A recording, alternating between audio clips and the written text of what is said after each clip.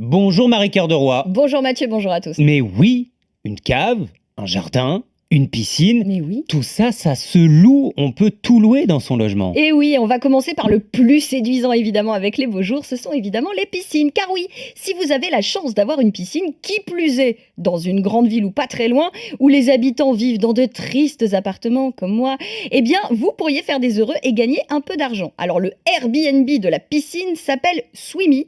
Et alors attention, ça peut vous rapporter gros, j'ai regardé pour ce week-end par exemple, pour 8 baigneurs, 2 couples, 4 enfants, en banlieue parisienne, un propriétaire de Sucy-en-Brie dans le Val-de-Marne propose sa piscine à la location pour 84 € de l'heure.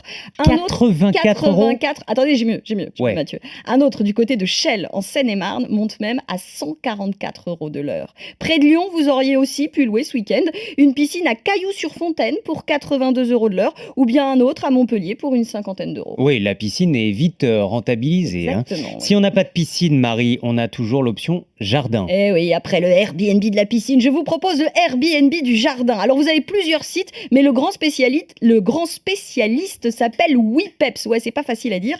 Lui se concentre pour l'instant sur l'Île-de-France et pour cause, c'est évidemment à Paris qu'on compte le moins de jardins privés. Résultat, les prix peuvent être extrêmement élevés. Ça varie évidemment toujours en fonction de l'emplacement. Le propriétaire d'un grand jardin de 800 mètres carrés à Reuil-Malmaison dans les Hauts-de-Seine propose son espace pour 120 € de l'heure. Ah oui, là aussi, de l'autre côté, il faut avoir les moyens si on veut louer ses Exactement. piscines et ses jardins. Alors si on n'a ni piscine ni jardin, pensez à la cave aussi. Et oui, là encore, c'est particulièrement lucratif dans les villes où on manque cruellement d'espace. Alors, on en prend bien la mesure avec le site jestock.com. À Paris, une cave de 11 mètres carrés dans le 4e arrondissement se loue 260 € par mois. À Bordeaux, un box de 15 mètres carrés dans l'hypercentre peut vous rapporter 150 € par mois. À Nice, vous pourrez facturer 240 € par mois pour une cave Bien. de 20 mètres carrés. C'est très bien. Ça marche évidemment aussi pour les garages et les entrepôts. Bref, tout espace inoccupé et mètre carré inutilisé peut se rentabiliser. Bon, alors, si on n'a ni jardin, ni piscine, ni cave, vous avez d'autres bons plans? J'ai des super plans. Ouais, même là, vous pourriez trouver chez vous une source de revenus complémentaire. L'entreprise Office Riders a fait les comptes. Entre le travail, l'école des enfants, les dîners à l'extérieur, en fait, nos logements sont vides la moitié, voire les 2 tiers de la journée.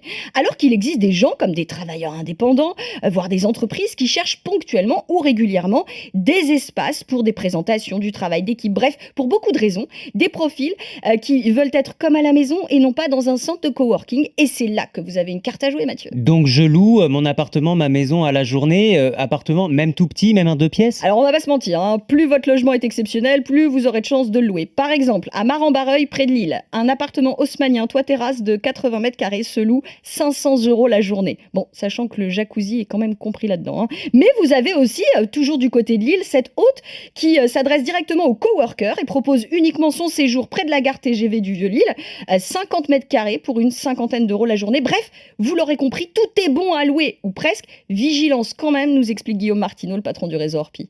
Rentabiliser son logement, pas de problème. Chez Orpi, on sait faire, on peut aider tous les auditeurs.